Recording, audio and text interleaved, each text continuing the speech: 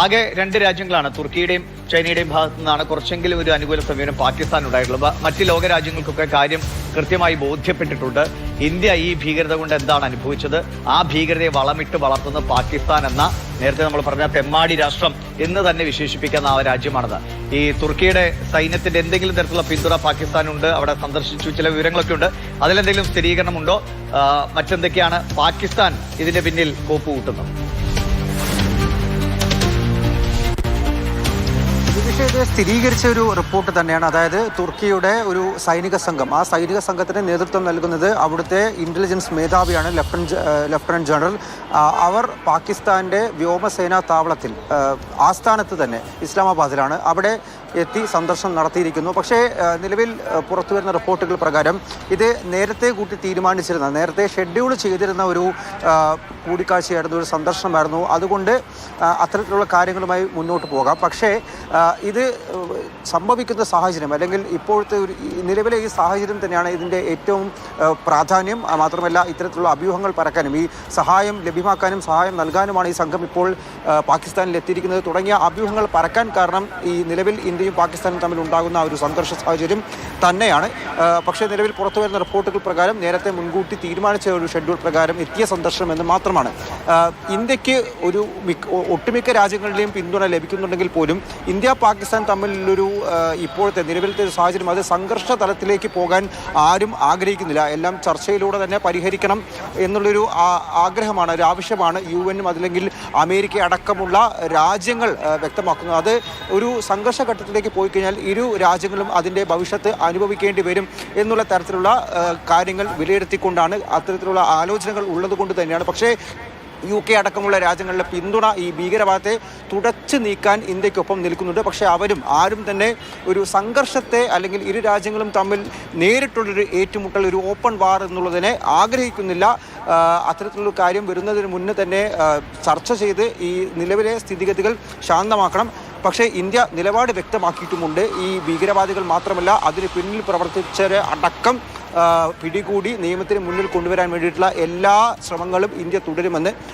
ഈ 6 ഭീകരരെ ജീവനോടെ പിടികൂടാൻ വേണ്ടിയിട്ടുള്ള ശ്രമങ്ങൾ കൂടെയാണ് ഇപ്പോൾ ഇന്ത്യ തുടർന്നുകൊണ്ടിരിക്കുന്നത്. അതിന് കാരണം അന്താരാഷ്ട്ര സമൂഹത്തിന് മുന്നിൽ ഇവർക്ക് പാകിസ്ഥാനുമായിട്ടുള്ള ബന്ധം തുറന്നു കാട്ടുക, പാകിസ്ഥാൻ്റെ വാദങ്ങൾ പൊളിച്ചെടുക്കുക എന്നുള്ള ചില ലക്ഷ്യങ്ങൾ കൂടി എന്തായാലും ഈ ഒരു ഘട്ടത്തിലുണ്ട്. അതിനോടൊപ്പം ഏറ്റവും പുതുതായി ഒരു അപ്ഡേറ്റ് വരുന്നത്, ഈ കോൺഗ്രസിൻ്റെ പ്രത്യേക പാർലമെൻറ്റ് സമ്മേളനം വിളിക്കണമെന്നുള്ള ആവശ്യത്തെ ഉന്നയിച്ച് അവർ കേന്ദ്രത്തിനൊരു കത്തയച്ചിരുന്നു. അതിലൊരു തീരുമാനം ഒരുപക്ഷെ വൈകാതെ വരുമെന്നാണ് കരുതുന്നത്. കാരണം ഇതിൽ ആലോചിച്ച് ഉടൻ തന്നെ ഒരു തീരുമാനമെടുക്കുമെന്ന് കേന്ദ്രം അറിയിച്ചിരിക്കുന്നു. കേന്ദ്രമന്ത്രി അർജുൻ റാം മേഘ്വാളാണ് അക്കാര്യത്തിൽ ഒരു തീരുമാനം എടുത്തിരിക്കുന്നത്. ഉടൻ തന്നെ ഇക്കാര്യത്തിൽ ഒരു കൂടിയാലോചന നടത്തി പ്രത്യേക പാർലമെൻറ്റ് സമ്മേളനം വിളിക്കണമോ എന്നുള്ള കാര്യത്തിൽ കേന്ദ്രം ഒരു തീരുമാനം കൈക്കൊണ്ടേക്കും. അർജുൻ പിതാമനാണ് വിവരങ്ങൾ നൽകിയത്. ബാലഗോപാൽ തുടരുന്നുണ്ട്. ബാലഗോപാൽ, ഇപ്പോൾ കഴിഞ്ഞ ദിവസം 48 വിനോദസഞ്ചാര കേന്ദ്രങ്ങളാണ് കശ്മീരിൽ അടച്ചത്. ഈ പെഹൽഗാം ഭീകരാക്രമണത്തിന്റെ ഞെട്ടൽ നിൽക്കുമ്പോൾ പോലും കശ്മീരിലെ വിനോദസഞ്ചാര മേഖലയെ തിരിച്ചു പിടിക്കണമെന്ന നിലയിൽ കുറച്ച് ആളുകളെങ്കിലും ഒക്കെ അങ്ങോട്ടേക്ക് എത്തുന്ന നമ്മൾ കണ്ടാണ്. പക്ഷേ സുരക്ഷാ കാരണങ്ങൾ കൊണ്ട് ഈ 48 കേന്ദ്രങ്ങൾ അടച്ചിടേണ്ടി വരുന്നു. സ്വാഭാവികമായിട്ടും അവിടുത്തെ ജനങ്ങൾ കൃത്യമായി അവരുടെ നിലപാട് പലപ്പോഴും അറിയിച്ചതാണ്. ഈ ഭീകരതയ്ക്കെതിരെയാണ് സൈന്യത്തിന് പൂർണ്ണ പിന്തുണ നൽകിയ അവിടുത്തെ ജനങ്ങളുണ്ട് എന്ന്. എങ്ങനെയാണ് ബാലു സഞ്ചരിച്ച വഴികളിലൊക്കെ കശ്മീരികളുടെ പ്രതികരണങ്ങൾ?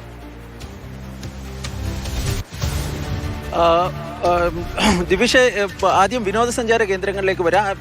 ദിവിഷ് പറഞ്ഞതുപോലെ തന്നെ ഏതാണ്ട് 48 വിനോദസഞ്ചാര കേന്ദ്രങ്ങൾ അടച്ചിട്ടുണ്ട്. അതുകൊണ്ട് തന്നെ കശ്മീരിലേക്ക് എത്തുന്ന വിനോദസഞ്ചാരികളുടെ എണ്ണം കുറയുകയാണ്.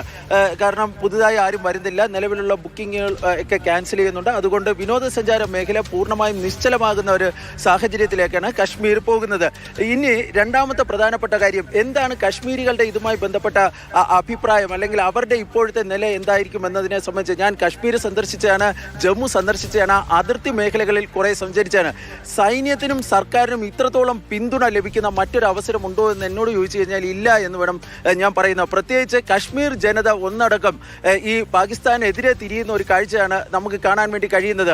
പണ്ടൊക്കെ ഈ കശ്മീരിലെ ചില ഒരു കുറച്ചധികം ആൾക്കാരെങ്കിലും ഈ പാകിസ്ഥാനോട് അല്ലെങ്കിൽ കശ്മീരിന് മറ്റൊരു ഭാഗം ഉണ്ടായിരിക്കണം എന്നൊക്കെ ഒരു ആഗ്രഹം ഉണ്ടായിരുന്നുവെങ്കിലും ഇപ്പോഴൊരു പരാജിതപ്പെട്ട രാഷ്ട്രത്തിൻ്റെ കൂടെ നിൽക്കുന്നത് എന്തിന് എന്നാണ് കശ്മീരിലെ പുതിയ യുവാക്കൾ ഈ ചോദിച്ച് നമ്മൾ കേൾക്കുന്നത്. കാരണം ഇവിടെ ശ്രീനഗറിൽ പെട്രോളിന് എന്താണോ വില, ഡീസലിന് എന്താണോ വില, അതിൻ്റെ 3 ഇരട്ടി വിലയാണ് ഈ പാക് അധീന കശ്മീരിൽ ഇപ്പോൾ ഉള്ളത്. ഇവിടെ പച്ചക്കറിക്ക് എന്താണോ വില, അതിൻ്റെ 4 ഇരട്ടിയാണ് പാക് അധീന കശ്മീരിൽ ഇതിന് വിലയുള്ളത്. ഇവിടെ തൊഴിലില്ലായ്മ എത്രത്തോളം കുറവാണോ അതിൻ്റെ എത്രയോ മടങ്ങ് അപ്പുറത്തേക്കാണ് തൊഴിലില്ലായ്മ ഈ പാക് അധീന കശ്മീരിലുള്ളത്.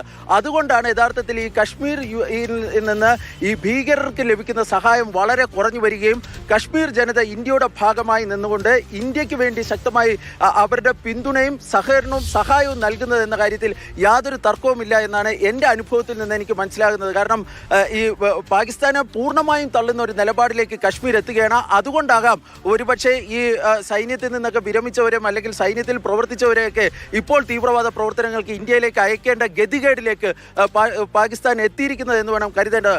ജമ്മു കാശ്മീരിലെ പ്രത്യേകിച്ച് കശ്മീരിലെ പുതിയ തലമുറ അവർ ഈ പാകിസ്ഥാൻ്റെയും ഈ ഭീകരവാദത്തിനെതിരെ ശക്തമായ നിലപാടാണ് സ്വീകരിക്കുന്നത്.